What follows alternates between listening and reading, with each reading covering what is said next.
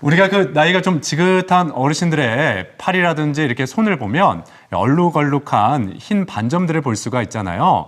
이게 백반증인지 먼저 이 백반증이 무엇인지부터 좀 말씀해 주실까요? 예, 그것은 백반증일 가능성이 높습니다. 어르신들께서 백납이라고 하는 이 백반증은 멜라닌 세포가 갑작스럽게 사라지게 되면서 피부의 다양한 크기와 형태로 백색 반점이 나타나는 것을 이야기를 하는데요. 쉽게 이야기하면은 피부의 구성세포 사이사이에 멜라닌 세포라는 것이 존재합니다. 이 멜라닌 세포의 역할은 우리 몸에서 피부의 색깔을 나타내주는 역할을 하게 되는데요. 이러한 멜라닌 세포가 몸에서 사라지게 되면은 피부가 하얗게 변하는 것을 이야기를 합니다.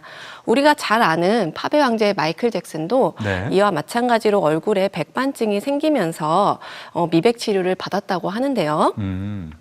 백반증 같은 경우는 이제 국내 전체 인구의 0.5에서 2% 정도로 굉장히 많이 생기는 흔한 질환입니다. 전 세계적으로도 생기고 있고요. 갓난아기부터 어르신들까지 누구에게나 다 생길 수 있지만 10대에서 30대까지가 가장 많이 생기고 30%에서는 유전적인 경향도 있습니다. 그렇군요. 네. 예. 언제든지 발병할 수 있다고 하니까 좀 더 걱정이 되는데요. 왜 백반증이 생기는 걸까요? 예, 원인은 아직 명확하게 규명된 것은 없습니다. 하지만 이제 면역 체계 이상으로 발생이 된다고 알려져 있는데요. 이 자가 면역 질환이라고 이야기하는 거 우리가 보통 백반증을 검색을 하게 되면 자가 면역 질환이라고 이야기가 나오는데 자가 면역 질환이라는 말이 무엇이냐? 바이러스나 이런 감염계가 우리 몸에 들어오게 되면은 면역 체계가 작동을 해서 바이러스를 퇴치를 하게 되는데 이게 오작동을 해서 우리 몸에 장기가 나쁜 건 줄 알고 공격을 해서 생기는 질환입니다. 백반증 같은 경우도 이러한 자가 면역 질환이 이제 면역 세포가 우리 몸에 있는 멜라닌 세포를 공격하면서 발생을 하게 되는데요. 이 자가 면역 질환들의 특징은 다른 자가 면역 질환들이랑 같이 나타난다는 것이 특징입니다.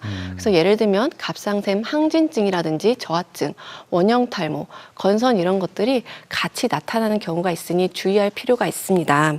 이렇게 유아기 때 나타나는 백반증은 가족력에 의해서 생기는 경우도 있지만 성인이 돼서 나타나는 백반증은 우리가 이제 출산이나 임신 또는 외상, 일광 화상이나 이런 것들에 의해서도 생기는 경우가 있습니다. 네, 그런 원인들로 인해서 이렇게 백반증이 생길 수가 있는데 그럼 백반증의 증상, 일단 흰 반점, 이런 반점 말고 다른 증상은 또 없는지도 궁금해요.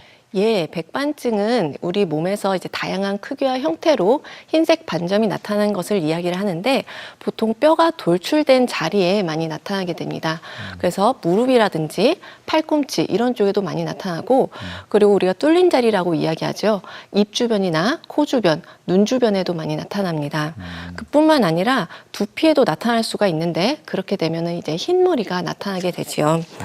또한 흰색 반점이 나타나는 것 외에도 이제 소양감이 나타날 수가 있는데 이 가려움증이 나타나는 백반증은 걱정을 많이 해야 합니다. 그 이유가 이제 백반증이 번져나갈 때 이렇게 이제 가려움증이 나타날 수가 있기 때문에 가려움증을 갖고 계시는 백반증 환자분들은 꼭 전문의와의 진료가 필요하겠습니다. 또한 모든 백반증이 전신적으로 나타나는 것은 아닙니다. 국소적으로 나타나거나 분절형으로 나타나는 백반증도 있고요. 그리고 흰색 반점이 무조건 백반증을 의미하는 것은 아니고 다른 다양한 질환들이 있기 때문에 또 전문의와 상담이 필요하겠습니다. 근데 앞서 백반증 증상 중에 흰머리를 말씀하셨어요. 예. 그러면 우리가 흔히 생각하는 이 세치와 이 백반증 때문에 생기는 흰머리 차이점이 있는 건가요? 아니면 비슷한 걸로 볼 수가 있을까요? 비슷하긴 하지만 또 다르긴 합니다. 왜냐하면 우리가 흔히 얘기하는 세치는 노화의 과정으로 나타나는 것이고 예. 이제 백반증은 이제 멜라닌 세포가 이제 일찍 조기에 사라지면서 나타나는 것이기 때문에 약간 다릅니다. 그렇다면 젊은 사람들에게도 이 백반증이 있다면 모발에 예. 어떤 흰머리로 그런 증상이 나타날 수가 있겠네요. 예. 그렇군요. 예. 특히나 요즘 같은 계절에 백반증 환자가 늘어난다고 하는데요. 그렇다면 가을철과 백반증 어떤 상관관계가 있을까요? 예, 가을철에 백반증이 부쩍 느는 이유는 이제 여름 휴가를 전후해서 해로운 강한 자외선을 많이 받고 나서 생기기 때문입니다. 우리가 이제 백반증 환자분들 같은 경우는 우리가 이제 멜라닌 세포가 몸에 이제 없게 되는데요. 멜라닌 세포는 아까 제가 말씀드렸다시피 색소를 나타내는 역할을 하기도 하지만 우리 몸에서 파라솔 같은 역할을 하기도 합니다. 그렇기 때문에 이제 햇빛을 쬐었을 때 우리가 파라솔 안에 들어가 있으면은 몸에 이제 화상이나 이런 것들을 조심할 수가 있는데 이제 몸이 하얀 그 백반증 환자분들은 파라솔 역할을 하는 멜라닌 세포가 없기 때문에 일광 화상을 쉽게 나타날 수가 있고 그 자리가 이제 오히려 자극을 받아서 백반증이 악화되는 경우가 있습니다. 따라서 자외선이 강한 여름뿐만 아니라 우리가 야외 활동이 많은 가을철에도 백반증 항상 조심하셔야 되기 때문에 자외선 차단 크림을 바르시고 또한 연중 내내 얼굴에 노출될 수 있는 자외선이 많은 얼굴 부분 같은 경우도 자외선 차단 크림을 바르는 것이 필요하겠습니다. 그렇군요. 예. 그럼 주의사항도 말씀해 주셨는데 백반증이 있는 환자가 좀 더 조심해야 할 부분이 있다면 어떤 점들이 있을까요? 예, 백반증의 또 다른 특징 중에 하나는 이제 쾌분화 현상이라고 피부에는 표피, 진피층이 있는데 이 진피층까지 손상을 받게 되면은 그 자리에서부터 백반증이 생기는 특징입니다. 따라서 우리가 습진이 있었던 자리라든지 아니면은 수술, 예를 들면 쌍꺼풀 수술을 한다든지 점을 제거를 한다든지 그런 제거를 통해서 이제 상처를 받게 되면 그 자리에서부터 백반증이 생길 수가 있기 때문에 백반증 환자분들은 피부의 자극을 최소화하는 것이 중요합니다. 네. 그리고 앞서 얘기하신 것처럼 마이클 잭슨도 백반증 때문에 굉장히 어려운 치료도 많이 했다고 했는데요. 백반증 치료는 어떻게 진행이 되죠?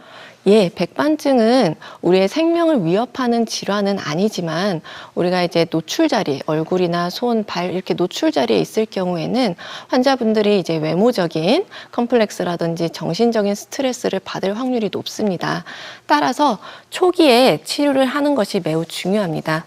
초기 6개월 내에 치료를 하게 되면 백반증 주변에 멜라닌 색소가 존재하고 있을 때에는 치료 효과가 매우 좋습니다.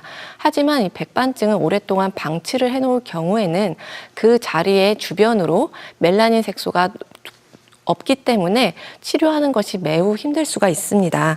치료법으로는 국소치료와 광선치료, 수술요법이 있는데요. 대개는 국소치료와 광선요법을 같이 하며 이 광선요법은 우리가 전신 광화학요법이라든지 엑시머라는 레이저로 단파장, 자외선 비형 레이저를 사용을 하고 있으며 이렇게 치료를 하는데도 잘 호전이 안 되는 경우에는 이제 흡입수포술이라든지 멜라닌 세포를 백반증 자리에다가 이식을 해서 하는 간단한 치료도 요즘에는 많이 하고 있습니다. 네.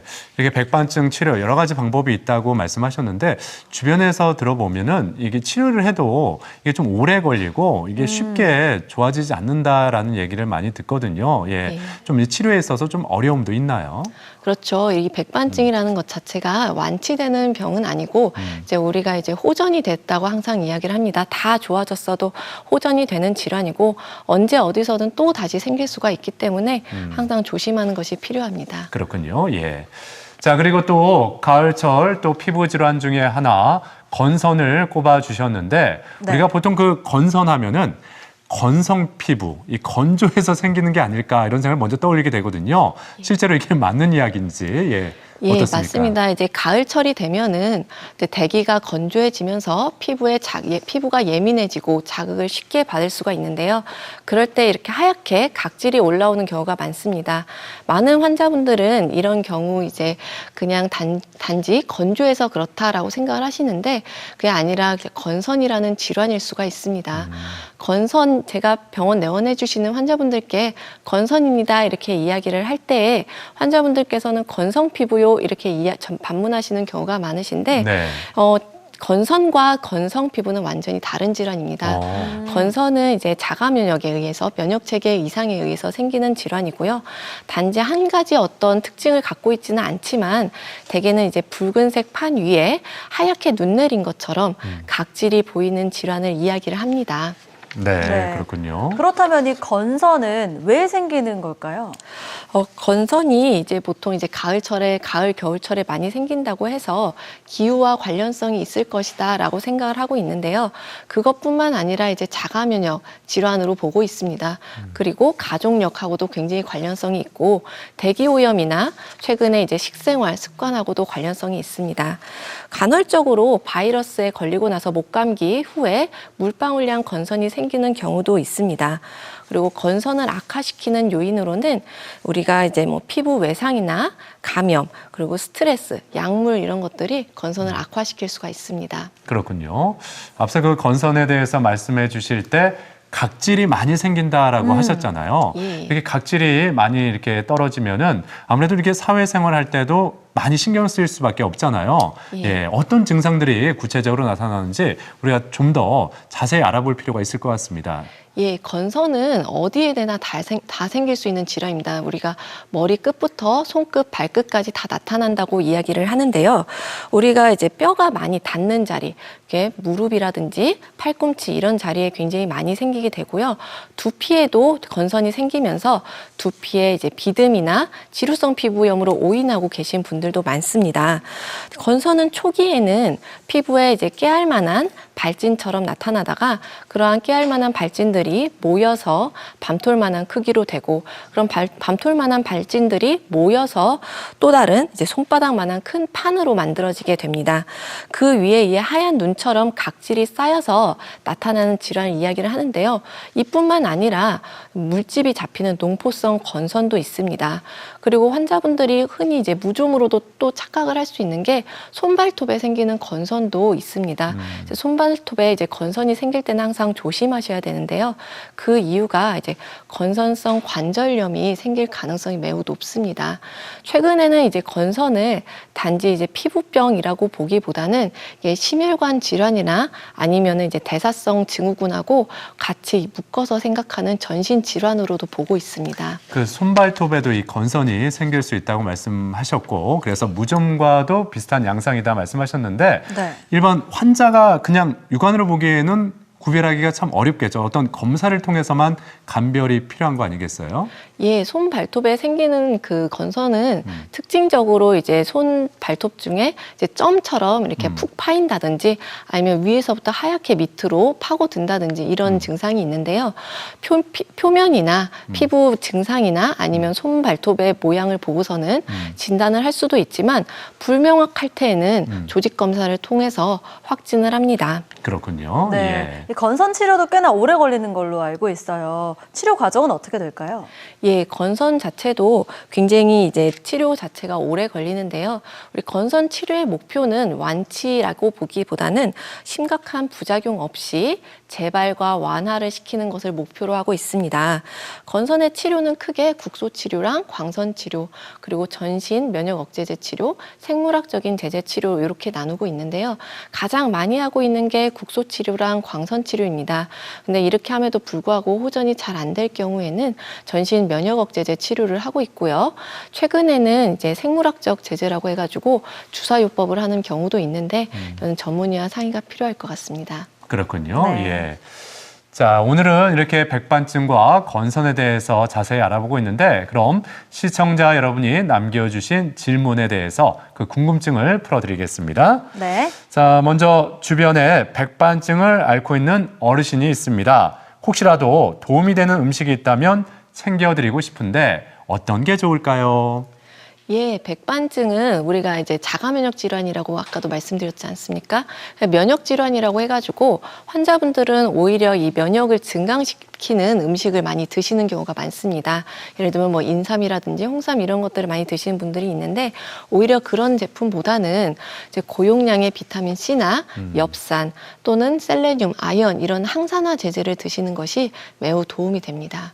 그렇군요. 네. 예. 자, 그리고 다음 질문입니다. 몸에 얼룩처럼 흰 점이 있는 분들을 보면 사실 좀 피하게 됩니다. 혹시 백반증이 전염되나요? 라고 질문하셨어요. 예, 노출 부위에 있게 되면은 이제 환자분들은 이게 남에게 오히려 전염이 될까 아니면 내 몸에 스스로 전염이 될까 하여서 이제 사우나도 못 가시는 분들이 있습니다.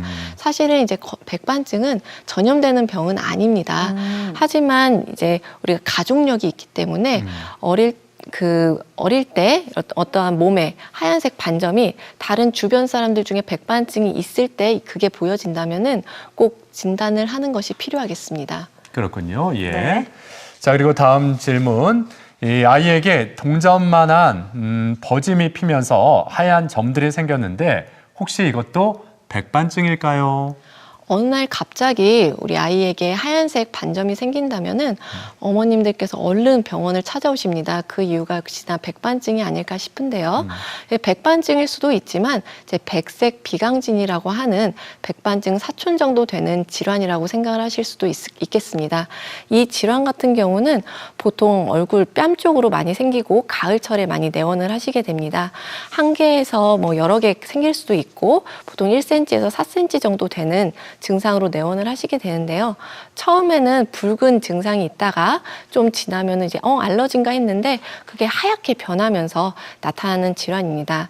이 질환 자체는 꼭 치료를 안 해도 저절로 좋아지는 질환입니다. 보통 수개월에서 수년 내에 좋아지긴 하지만 그렇다고 치료가 필요하지 않은 건 아닙니다.